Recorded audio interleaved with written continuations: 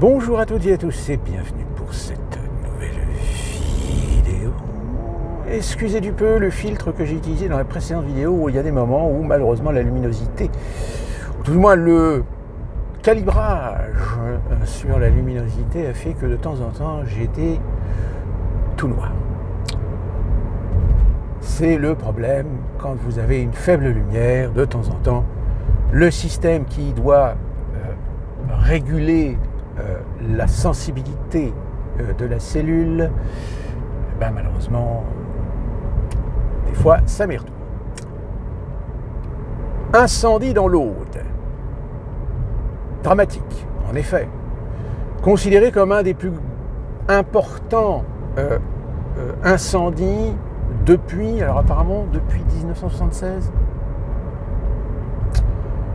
Bon, on peut dire, admettons que de toute façon, tout incendie, quel qu'il soit, est toujours dramatique. Sauf que, alors moi j'ai vu passer quelqu'un qui disait qu'apparemment le feu serait sans doute né d'un mégot mal éteint.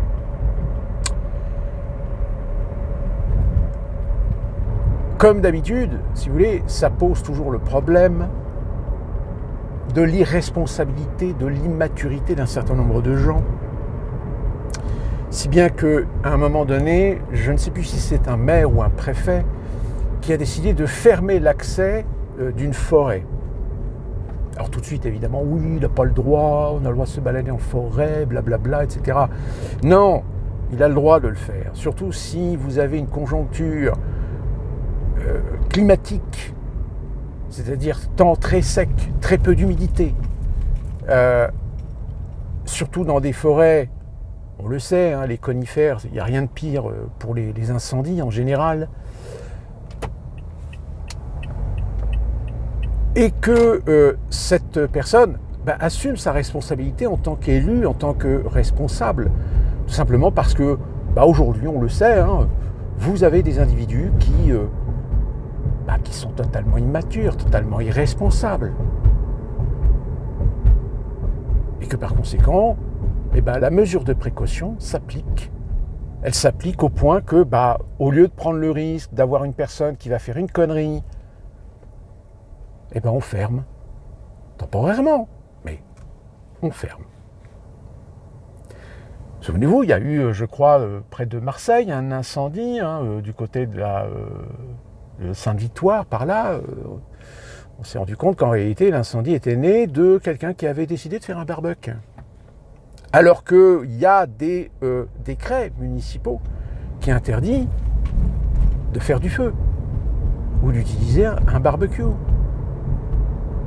Il y a des vidéos d'ailleurs qui circulent sur internet de gens qui filment leurs voisins en train de faire un barbecue, et on sent bien que le barbecue, c'est pas des petites flammes, avec des branches ou des taillis, etc. juste à côté.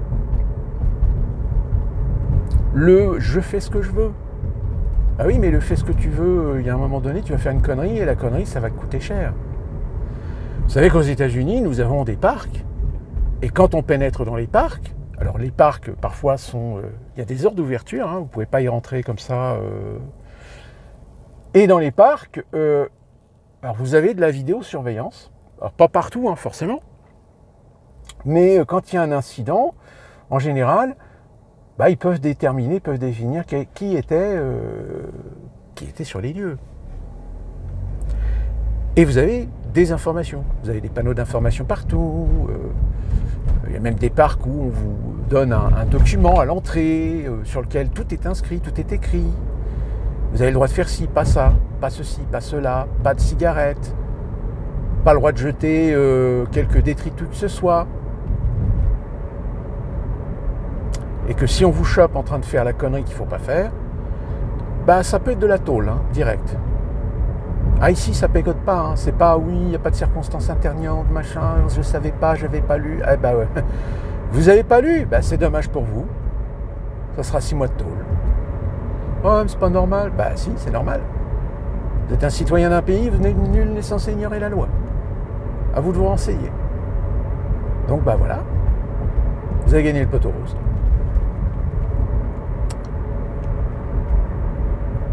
Mais concernant ces incendies de l'Aude, je suis tombé sur un truc par hasard, qui est bizarre. En plus, c'est pas la première fois que il y a des incendies qui ont lieu dans des endroits où, on découvre qu'il y a un projet de champ photovoltaïque.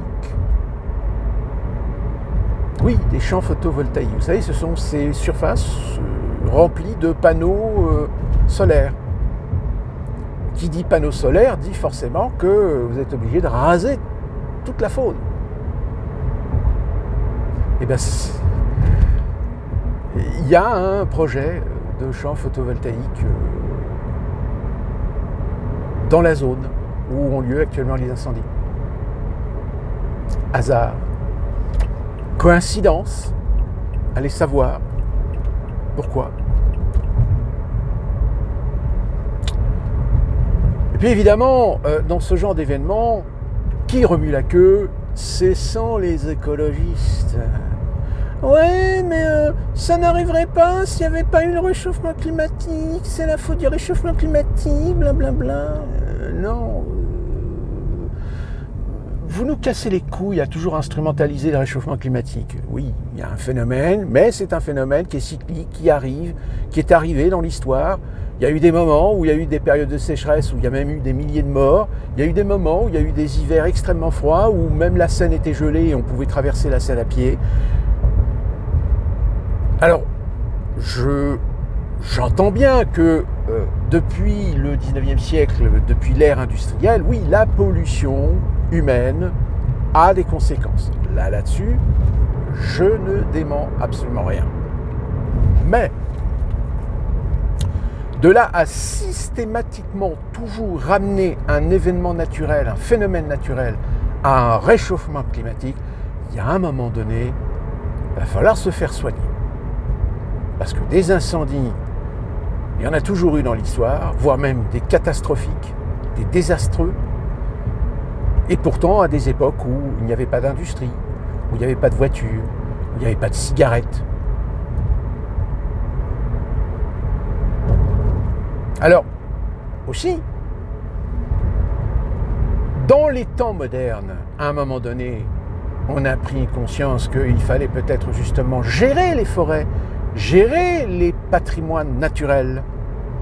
Sauf que les écolos, oui, mais vous comprenez, l'action de l'homme nuit au fonctionnement de la biodiversité. Donc on laisse la broussaille, on laisse les ronces, on laisse parfois même tout ce qui peut être sec et qui peut s'enflammer très rapidement et propager un incendie.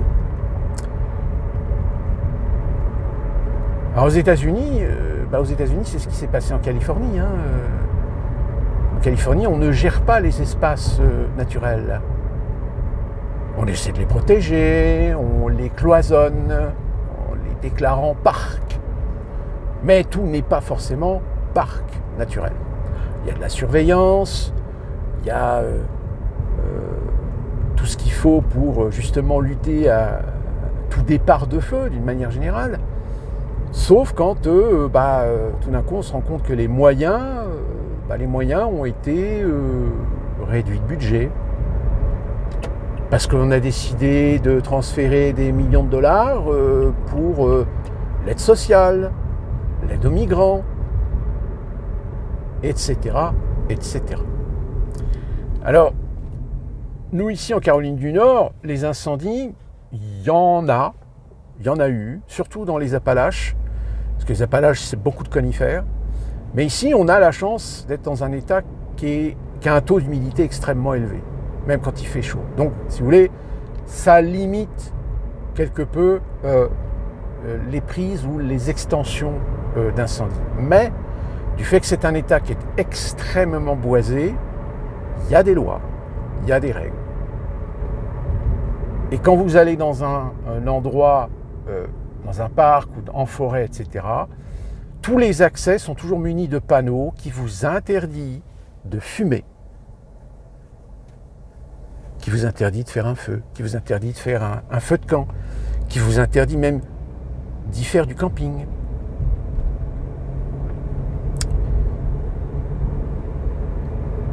Malheureusement, on n'est pas parfois à l'abri de l'abruti, du crétin de service. Et j'ai envie de dire comme en France. En France où l'individualisme, le consumérisme a de plus en plus pris le pas sur la raison, sur la responsabilité. Je rappelle, en France aujourd'hui, ça fait depuis quelques décennies maintenant, qu'on a construit dans les générations, surtout générations millénaristes, des individus qui sont dans la liberté absolue. C'est-à-dire qu'ils pensent qu'ils ont tous les droits, qu'ils ont toutes les libertés, qu'ils ne sont pas astreints par des lois ou des textes ou quoi que ce soit. Donc à partir de là, si vous voulez, vous générez aussi des gens qui agissent connement, stupidement, avec une immaturité absolue. Et c'est ces mêmes gens, des fois, même quand tout d'un coup ils font une connerie et qu'ils sont en face de la réalité, auxquels ils sont confrontés à la réalité de leurs actes, et bien même là encore, ils vont toujours trouver de mauvaises raisons. Oui, mais dans ce cas-là, il ne fallait pas me laisser rentrer. Oui, mais dans ce cas-là, pourquoi est-ce qu'on vend des cigarettes? Oui, mais dans ce cas-là, je mange pas parce que je peux pas faire mon barbecue.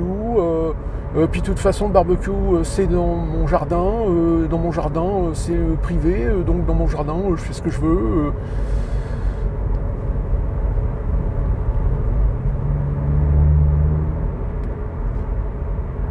C'est la diversité de la société. Et là, il n'est pas question de oui, mais c'est la cause de l'immigration, c'est des questions culturelles. Non, non, c'est aussi bien des Français, même des Français de toute catégorie sociale. Moi, j'ai l'expérience de vous dire que même des gens qui sont issus de la bourgeoisie, qui sont des notables, ont parfois même des comportements très individualistes, très égoïstes, très infantiles. Parce que justement, encore plus chez eux, ou du fait qu'ils sont des gens de pouvoir, des gens avec des capacités financières, eh bien, de temps en temps, on oublie de leur dire « va te faire foutre ». On n'ose pas leur dire « ta gueule ». Parce que le laisser-faire, c'est pas uniquement que chez les jeunes issus de l'immigration, des différences culturelles, etc. Non, le laisser-faire, c'est aussi auprès de gens qui ont du pognon. Et les gens qui ont du pognon, c'est des gens qui font fonctionner une économie, des modèles économiques. Donc évidemment, ces gens-là, tant qu'on ne leur dit pas non, tant qu'on ne les met pas dans des carquois de règles, de principes et de lois, un jour, ils vont faire la connerie qu'il ne faut pas faire. Il n'y a pas une exclusivité de la connerie dans une ou l'autre des catégories ou des couches sociales d'une société. Alors, pour terminer, le coup des Canadair. Alors, les Canadair, il faut 4 ans pour en construire un. On en a recommandé 28. Et aujourd'hui, vous avez des gens qui disent, alors, ils sont où les 28 là? Oui, pourquoi, machin, etc. Les Canadair, ils sont commandés. Maintenant, il faut les construire. Sauf que le problème, c'est que posez-vous la question, qui les construit, les Canadair?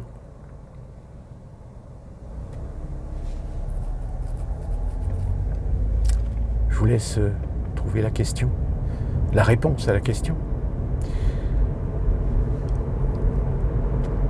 Donc des incendies, il y en aura toujours. Il y en aura toujours et encore. Alors, qu'ils soient naturels ou qu'ils soient provoqués par l'homme, malheureusement, ce sera toujours quelque chose avec lequel il faudra jouer, avec lequel il faudra vivre, anticiper et sanctionner. Sur ce, portez-vous bien et au feu les pompiers.